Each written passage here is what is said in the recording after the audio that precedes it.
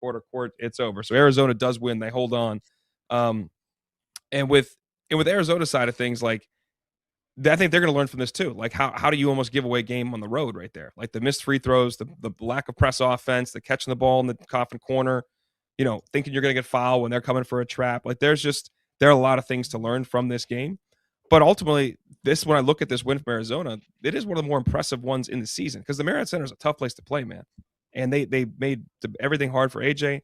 They took Rob Wright basically out of the game. Saunders made a couple shots late, but overall, this was a pretty complete performance outside of the last 3 minutes, as we just said, which they will learn from. Are they the best team in the country, Tyler? The best team in the country?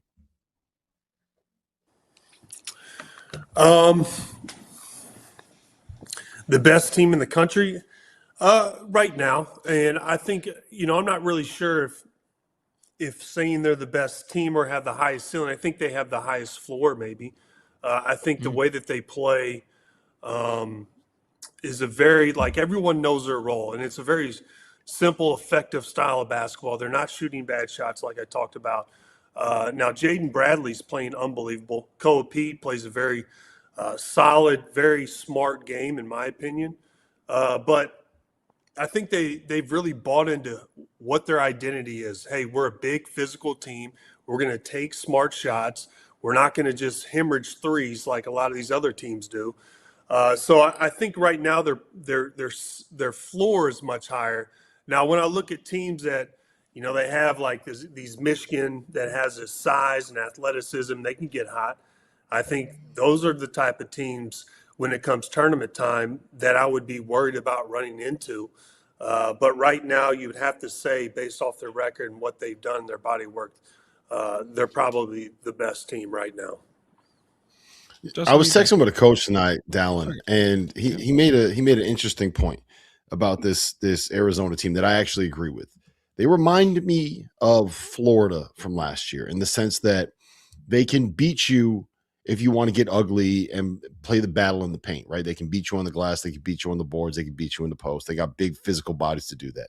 They can beat you in transition where they can force turnovers and get outrun and get layups and get dunks that way. They have guards, especially with Burries and the step that he's kind of made here in the last 6 weeks or so.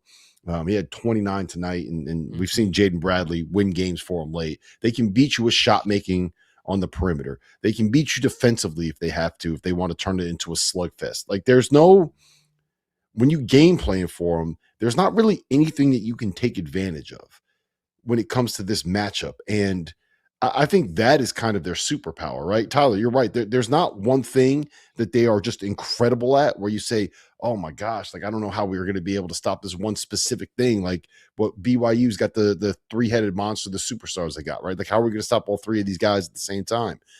Whereas Arizona is just, you can't take advantage of any part of this matchup with them.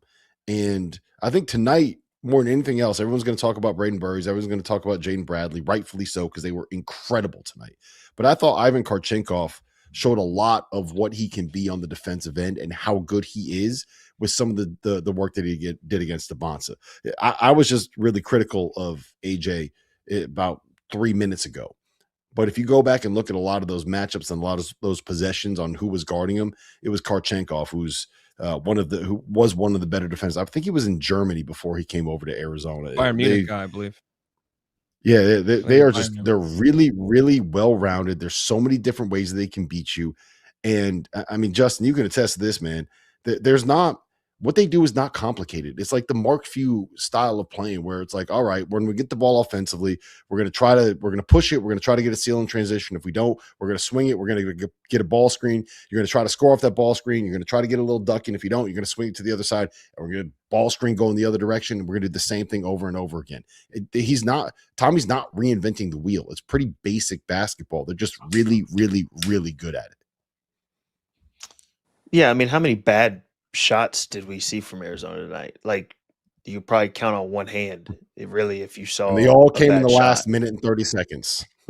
Right? Like, so we can nitpick. I mean, they had 11 turnovers in the second half. Probably a lot of that came in the last whatever minutes. I do want to hit on the AJ thing because I was actually talking to somebody, and I've been a Darren Peterson guy all season long. I'm like, if I'm a GM, I'm taking Darren Peterson. Like, that's just And if I am a GM, I'm probably still taking Derek Peterson. But the argument for AJ is even in a game like this where you struggled, he got to the free throw line 16 times.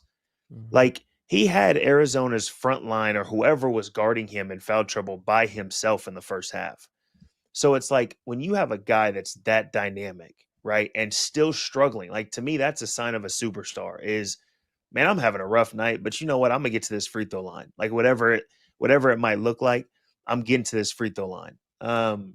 So that's kind of my take on AJ. Like, I can see the argument of how you can't pass up on a guy like him because 6'9", athletic, all that sort of stuff. But like the mentality to get to the free throw line as many times as he did tonight, even when he was struggling, I thought was really impressive. But to Arizona, like, I think the only way, they're not matchup dependent at all. But when it comes down to playing against a team like a Michigan, and I keep throwing them in there, but it's just because their front line is so massive, but like a Florida, right? Like, you're going to have to hit outside shots because you're not going to be able to dominate inside like they do basically everybody else. And so I think that's the only question mark for me is, are they consistent enough from the 3-point line for when it comes to those moments? Everybody else, I'm not worried about one bit because, to your point, Rob, like, there's not really a gap. Like, there's not a hole where you can be like, okay, you know what? Let's force these guys to their left and we'll have a good chance. Like, there's really nothing that you can do with this Arizona team unless they run into a team where they have to hit threes. And then it's like, okay, can they be consistent from the outside? But I mean, I'm with Tyler. I think right now you got to give Arizona the number one team in the country. I mean, obviously the undefeated record and things like that, but it's tough to see another team that really like has that complete, I would say, of a team like Arizona does right now in the season. I mean, to your point, they shoot 27% of their shots from three. That's the third fewest in the country in terms of percentage of shots. And they shoot 35 and a half. So like, they shoot a decent percentage, but they're really, really good looks, and there are not that many of them. And that's when they take them. But if they have to take more than that, we've seen them struggle at different times. Tyler, I love the way you put it, is they probably have the highest floor. And we've seen the least variance from this team when you think about, obviously they're unbeaten, but from night one beating Florida, they've had the most consistent performances in terms of collective effort. But tonight, I think Wakoa Pete had 10, Krivas 2, but affected so much in the post. Bradley and Burries combined for 55. Like, that's, you know, it can be different dudes on different nights, and not a lot of teams have that kind of depth offensively and defensively. I mean, their floor, to your point, Tyler, is super high. I wonder if their ceiling is as high as others when we get to March and you're playing somebody that has some of that like-minded size. And I think Florida's a good comp in there too. If those two guards play really well, then Florida can beat anybody in the country. If they don't, they can lose to anybody in the country. In Michigan, we talk about variance. Michigan should have lost to TCU. Michigan should have lost to Wake Forest. Like, Michigan, we've seen their warts already. Obviously, did lose to Wisconsin. We've seen their variance kind of go up and down, whereas Arizona's just kind of been good to great. Yeah, when Michigan's at their best, nobody is beating them, right? Mm-hmm. But when Michigan's not at their best, they are in danger of getting picked off. Like, I think that they're significantly more likely to get knocked off in like the Sweet 16 than in Arizona would be. And I'm starting to come around on Arizona just being a buzzsaw, man. Like, I love those guards. You know, with Braden Burries playing the way that he's playing right now, all of a sudden you have two guys that can win a game for you in the backcourt. We've seen Jaden Bradley do it, right? He did it against, who was it at the start of the year? It was against Florida down the stretch. He did it against UCLA down the stretch. And I think UConn, right? Didn't he have a couple big buckets against UConn late? So we've seen him go out and win games for Arizona late in the game. And then when Braden's playing like this, he's been awesome for like the last 6 weeks, man. He really turned a corner here to the point where this might be a hot take, but he might be the best freshman on that Arizona roster that includes Koa Pete.